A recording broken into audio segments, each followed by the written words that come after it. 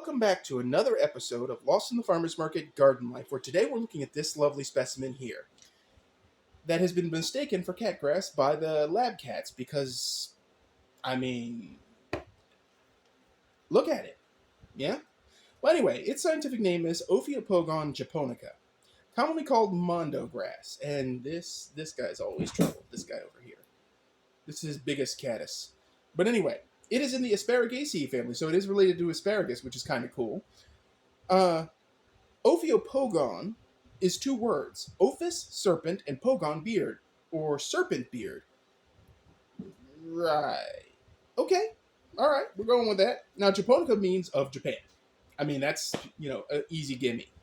But this plant is native to Japan, Korea, and China. So, yeah, it was first classified in the Linnaean system from Japan. That's probably why they put it that way. But anyway, it is a hardy USDA perennial from zone 6A through 10B. It is evergreen in zone 8A, which is where the lab is located, so that's no surprise. Its pH preference is 5.5 to 6.5, though some sources do vary on that a little bit. Its exposure is full sun, but it can tolerate partial sun or dappled sun, which is like 2 to 3 hours of direct sun or thereabouts per day, or something like that, and full sun is 6 plus, so that gives you the idea of hourage. Anyway, its height can be 6 to 10 inches, and its width per plant can be 6 to 12 inches, and sometimes big fluffy animals block the camera view. Big emotional animals. So, we're going to lift up this camera just a little bit. This ought to be an outtake because we got so much cat butt in it, but that's beside the point. It is also known as dwarf lily turf, which fits because it looks like a miniature version of Liriope. Liriope muscara, which is lily turf, aka monkey grass. I don't know why they call it monkey grass, but that's beside the point. So, it is propagated by division, which is exactly how I got these. These were little clumps that I rescued from a landscaping site and have been nursing along for several months to get them to this size.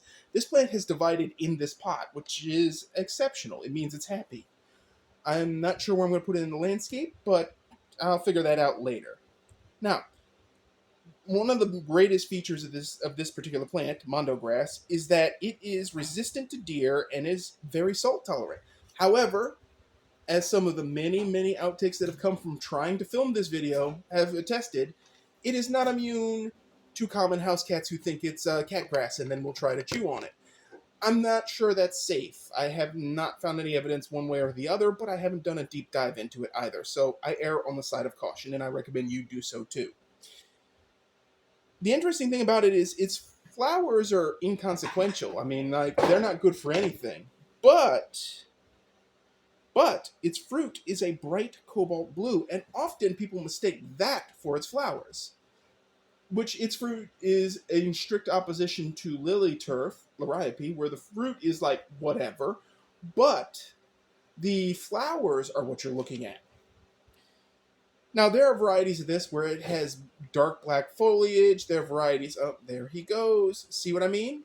Look at him. He's just chewing on it. Mischief, I swear. Mischief. Mischief, that is not cat grass. Well, anyway, I'm going to let it whip.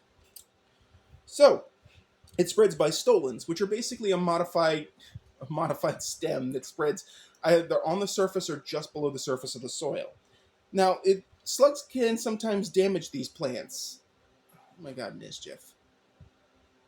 Well, at least I don't have to trick him into eating his vegetables.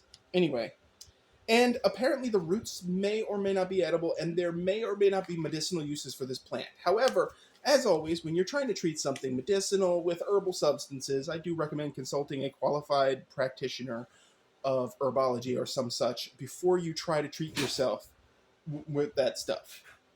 But anyway, so that is Mondo Grass in a nutshell, and this is my Mondo Grass specimen that Mischief has decided is delicious, and he's being a weird boy.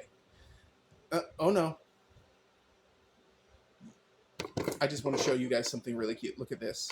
Look, it's twins. It's twins. That's Mogwai, the little one. That's the problem with having lab cats. You start with one, and then you end up with others. They tell their friends. So, anyway, if you like this episode, please hit like. If you haven't already, please subscribe to the channel. It actually helps. And the Forge blog will be back in January, so just stay tuned for that. We took a brief hiatus so I could work on some other artistic projects. And that's about all I have for you for Mondo Grass for today. I hope you enjoyed the video. And as always, folks, keep them growing, and thanks for watching. Oh, and thank you for the extra patience in me rotating up the new videos. I forgot to mention in the first two in this series that... oh God, the cats are hyper.